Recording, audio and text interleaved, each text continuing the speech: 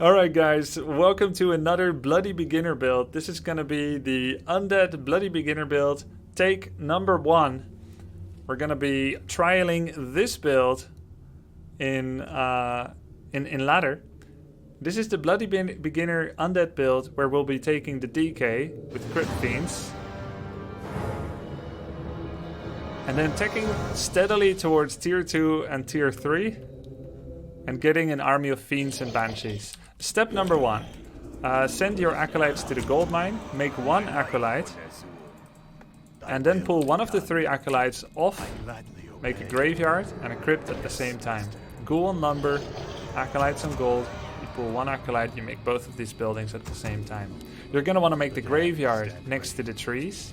And the Crypt can be in a more forward position, as it is one of the tankiest, cheapest buildings Undead has. So it is less fragile than something like the shop, which I would like you to reserve a cubby hole for inside of your base. Once 5 Acolytes are on gold, you look at your gold. At 165, move and make an Altar of Darkness. You can control group Altar of Darkness on 5, for example, if you like. Crypt on 3, and you can then choose where they will be coming at, the units. Once we have 150 gold, we're going to make our first Ziggurat. Kind of in a loose formation around your gold mine. Ziggurats can turn into defensive towers, like Nerubian Tower and Spirit Tower, and as such, they can help defend your rather fragile Acolytes when you are under attack. Make sure the Ghoul is mining lumber near your graveyard. When it finishes, it becomes a new lumber bring away point for him. Here is one more time the build. You can also see this build on my Discord server in the Warcraft 3 build order channel. Check the pinned messages. It's also available for all Twitch subscribers under the regular sub rewards Twitch subscriber page. Once we have our Ziggurat building, we start that Tomb of Relics after the second ghoul. We wait for the Ziggurat to finish, and when it is, we're gonna make a Fiend and a Death Knight practically at the same time. We wait for 150 gold and we'll start our second Ziggurat. You can either build it right against the other or you can have a 1 space opening. 1 space opening allows Acolytes to walk through, but big units like Heroes and Grunts cannot. So this is a nice escape path for Acolytes. When your first Crypt Fiend comes out, you can start to creep with it. More gold is required. And you can start to creep with it by poking and walking 1.5 screens away. And when the creeps follow, you can start to attack a little bit more. But if you're worried that you're going to get ensnared and take too much damage, you can just wait in your base until everything is available and start like that. DK comes out, rally it next to the shop, buy a Rod of Necromancy, summon 2 skeletons from your main base and send a skeleton to his main and then shift click it to his natural expansion. We say natural because it's the most logical expansion for a player to take. Undead is generally happy, if you see at the bottom of this build, when it's 1 versus 1 base, but they are less happy to be facing a 1 versus 2. You must act if they take an expansion, but otherwise, Undead is pretty good late game, and they would like to just creep a lot and kind of mind their own business. We start a 3rd Crypt Fiend when we can, and after the first green camp, we go to the 2nd camp. I have everything in Control Group 1, I'm gonna go to the next camp, this one is in Control Group 2, and as a new player, you won't really know what to be looking out for, but just take a look and especially remember to send it to his expansion. We're gonna go to tier 2. Upgrading our Necropolis to a Halls of the Dead. And we're gonna summon more skeletons. We're gonna start in the Nerubian Tower. That's an illusion. That's not. You're gonna have to go home. Feel free that when required, you're gonna cancel your tier 2 upgrade if you're being under attack. Where shall my blood be spilled? And try to coil Acolytes that get attacked to save them. Bring everything back. We're gonna lose a ghoul, we'll remake it. It was part of the build anyway. But remember to always replace all ghouls that you lose, including the ones you lost. As long as you don't lose any Acolytes, you're fine. Keep in mind that we did lose that one ghoul, so we're gonna make a few extra ghouls. We used ghouls for defense, we have 2. We're gonna go to a 3rd. We made the Nerubian Tower on timing according to the build. We're gonna make more skeletons. And you're gonna try to make every other skeleton group send send one of them to his expansion. At 25 food, you'll be adding another ziggurat. And you just want to see, does he have an expansion, yes or no? This is his voodoo lounge, it's good to know. We're now gonna make one more Crypt Fiend until we have 4. Create more camps. He lost his town portal, so he won't be doing that again in a jiffy. There comes our 4th Crypt Fiend. He's not expanding yet, and we check his main base. If you know how to look out for tech paths, that's great. If not, it's enough to just know whether they're expanding or not. So now we see a Torrent Totem and a Bestiary. Generally, when they get these 2 buildings, it means they're gonna have a really strong army in the mid game, but they're gonna be a little bit weaker against destroyers.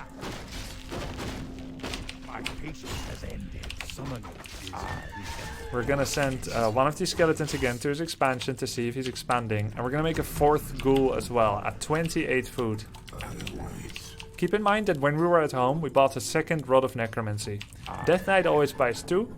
Lich comes out, will buy 1. My patience has ended. Upgrade complete. Ride or die. By their zoo. When you get to tier 2, start a slaughterhouse.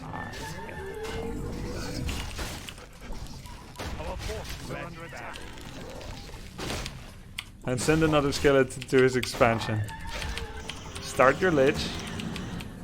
My patience has ended. For the Lich King.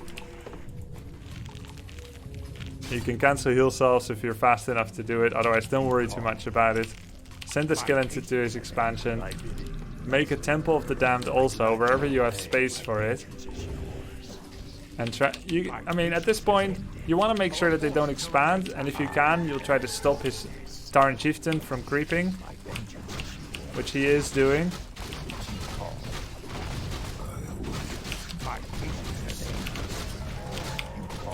This is kind of not in the script, but I'm just gonna do the best I can.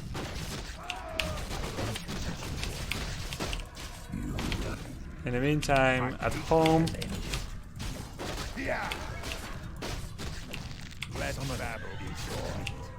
we're gonna get our Lich soon. We're gonna get our first statue. Lich will get a Rod of Necromancy and use it.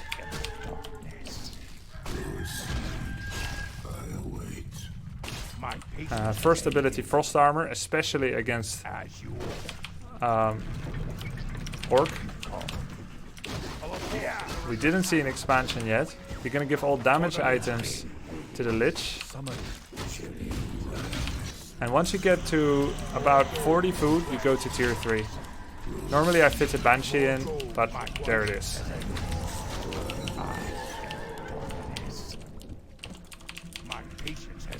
Keep creeping.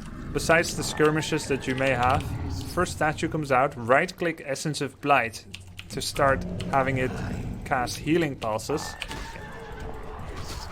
At this moment, if you can, creep only with the Lich, Frost Armor him, and put your DK half a white screen away, so that all experience shall go to the Lich. Banshee comes out, disable Curse by right-clicking it. That one is not real because he doesn't do damage.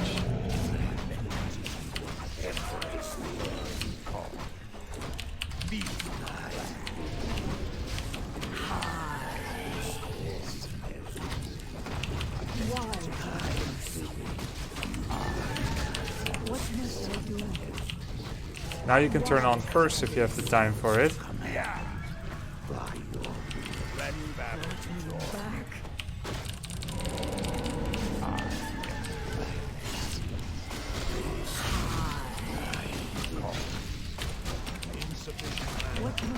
Oh, I tried to steal from an illusion, which doesn't actually give any mana. That's awkward. We're gonna start another Banshee and a statue. You called to me. These are all fake, right? The illusions. You called to me. most of these fights you're not actually happy to be fighting when you don't have Orb of Corruption yet. So if you can, just make your getaway. You're pretty fast with the aura, but of course Orc is also fast. Remake Fiends when you can. It's okay to just kind of chill out at home, repair the statue, more Fiends and more Banshee. Now, we're gonna get to tier 3. That's where you get Orb of Corruption, and that's really what ties together much of the Undead's strength. We now have Orb. At this moment you don't really want to be buying Tomb of Relics anymore per se. I mean, you don't want to be buying Rod of Necromancy, I mean. Gonna heal up, get our units out. And at this moment in the build I write, get a Tavern Hero. I deliberately didn't say which one, because there's plenty of options, and I want you guys to have fun with it as well, and see what might be good for you. But against Orc, traditional is Pit Lord or Dark Ranger. I'm gonna be going with the Pit Lord.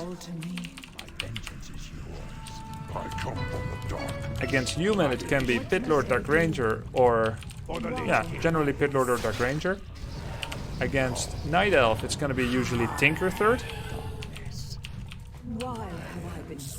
And he did not have an expansion, but he's slowly trying to get one.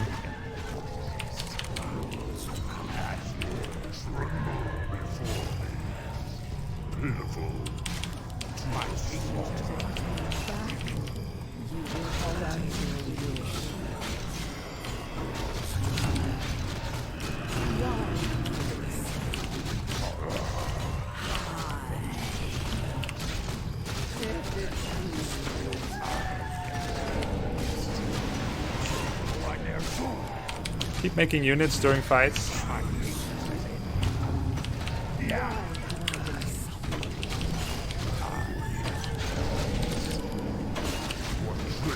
And while destroyers are good against walkers, you don't need them. They're kind of harder to micro. So I opted not to add them to the build. Replace statues when you can. And as soon as you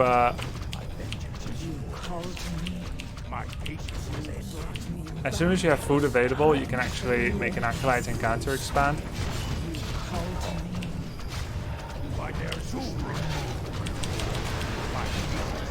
Which would be roughly now.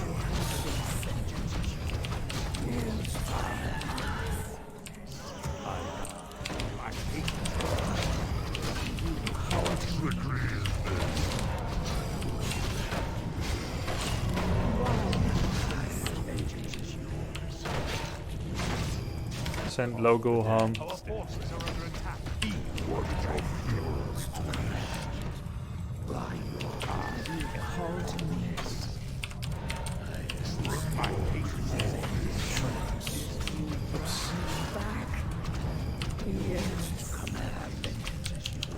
More statues, it's coming back again. So my groups are just one for Fiends and Heroes, and one for statues and Banshees. And you just kind of put them behind your army, autocast things.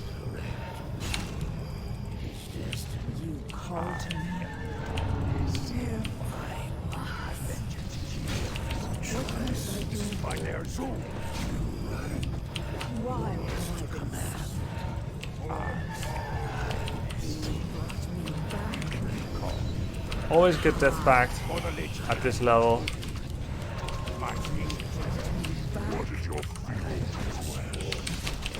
We're gonna lose the Lich. But just rebuy it from the Tavern when that happens. Or maybe we're not gonna lose it. Make more Acolytes to feed the Expo. He's spending a lot to keep alive the Expo that he has. And as soon as your Expo is indeed coming, feel free to let up a bit on the pressure. We're gonna turn Curse off again. If you don't remember to turn Curse off in fights, outside of main fights with PvP, that's fine, but if you do remember, it's a bonus.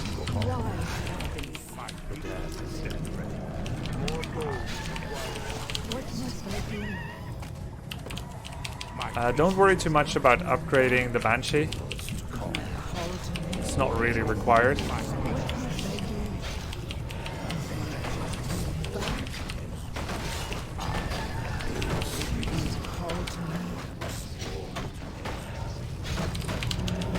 Replace that with chi attacks. Now we're going to turn curse on, and it also shows why you don't necessarily want to turn it off, because you may not have time to turn it on again.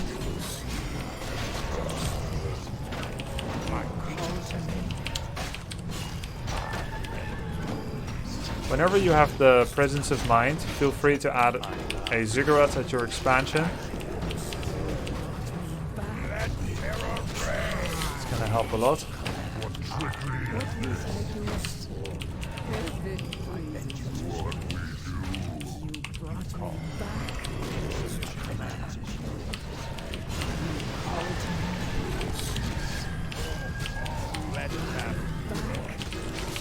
Add statues whenever you can. The abomination is a nice plus, but it's never a requirement. Mana pot is nice though, and quite important. We're gonna get another statue. We're gonna position ourselves in a position to defend our expansion. Mana pots on the Death Knight is something you should get anytime you've got resources for it. What must I do? Nerubian at the expansion, and then we're gonna turn curse off again, but feel free to miss that step. Sobi is great on DK and on Lich. When Acolytes get attacked, just move them away and then shift click them back on the mine. That's often enough to save them, especially when you have a Nerubian. What must I do? Disease Cloud, one more ghoul, more Banshee. Because I used ghouls in the fight, I now don't have enough.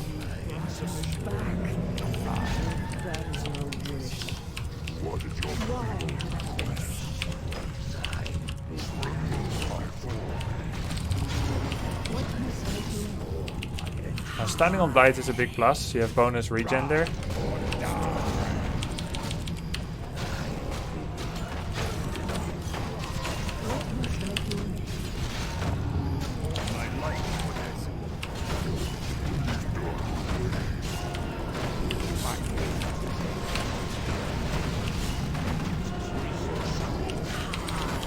Don't forget to produce during fights.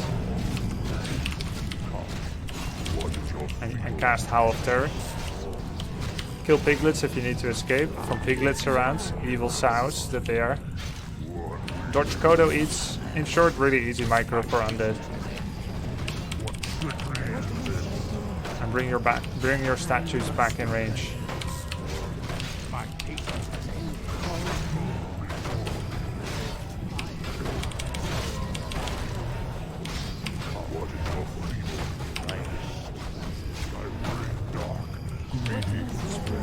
And note that not once have I gotten an upgrade for creature attacks. It's just not as important. I haven't had to use Death Pact either. But when you do, choose a Banshee or a Fiend that needs it.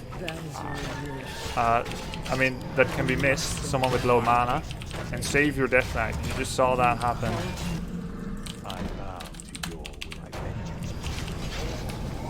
GG. I did have the problem where you rally your crypt to the woods to help you with the ghouls mining there, and then forgetting about the fiends. Because I was so busy for a while, it is possible that I will do that kind of miss-rally. Make a necropolis at your expansion as well, so you can easily remake Acolytes. You can add another ziggurat for Spirit Tower. Maybe even a sacrificial pit or a tomb of relics. Duplicate some of the buildings. Yeah, but overall that's the build. So we followed the pattern of creeping and defending whatever harass comes. And very regular Rod of Necromancy scouting. Now, I as a new player, when I scout with Rod of Necromancy skeletons, I often don't know what to look out for, and you may have the same problem. But if you follow the simple steps of sending them to their most logical expansion and their main base, you are eventually going to pick up on trends. but making it a habit to send them, even if you don't have the presence of mind or the APM to look at them to see what happens, is still a really good habit to culture and to cultivate. As I said, my Crypt Fiends are 0-0. Generally, I like to say roughly when you have 15 food worth of units, it's worth getting an upgrade for them, an upgrade or two. In this case, I've got 7 Fiends, so it definitely merits 2 attack or an attack and an armor. It's just, I was so busy to push his expo to maximize unit count that an upgrade wouldn't have done enough. At any time, I had 1 to 4 Crypt Fiends. As such, upgrades are not on the forefront of my mind. I would like to get a counter expansion. It's only once you start to stabilize and you start to see your gold stockpile and you know you're committing to Fiends, which Undead almost always does, that you start getting upgrades. Attack is generally the best because it really helps you with focus damage, the Orb of Corruption offering the armor debuff and all the Fiends hitting harder. Howl of Terror and Curse, together with Frost Armor, are 3 methods to reduce the enemy damage, which slows down the fight and really makes it a lot easier to micro. Though Undead will always be that kind of race that thrives on efficiency and speed and actions in the fight. Nonetheless, I believe that this is one of the best one-size-fits-all builds, and I hope you'll have a lot of fun with it. Let me know how it goes, share your stories and leave your comments in the comment section below. And don't forget to like and subscribe, or dislike if you didn't like this video, because you've lost to an Undead before. GG.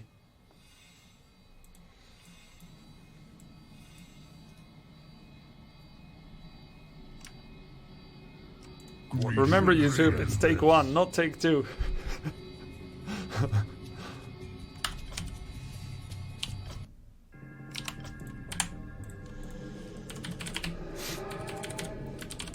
Greetings, friend.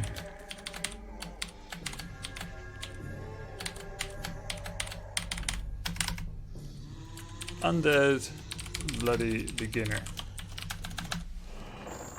Greetings, friend. Really cute Logan House in the middle. He's got red eyes too.